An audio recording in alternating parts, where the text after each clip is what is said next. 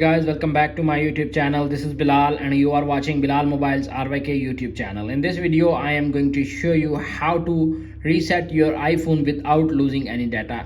So guys, without waste your time, let's start this video. If you reset your iPhone and don't lose your data, so guys, keep watching the video until the end and follow all steps.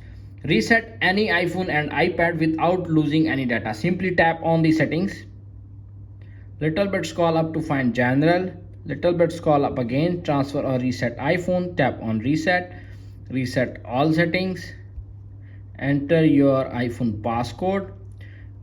This will reset all settings. No data or media will be deleted. Tap on reset all settings. Are you sure you want to continue? This will reset all settings. No data or media will be deleted. Reset all settings and fix. That's it. After watching this video, simply tap on it, reset all settings, wait 5 to 10 seconds. You can see reset your iPhone without losing any data. If video is helpful for you, please don't forget to share and subscribe my YouTube channel. Thanks for watching.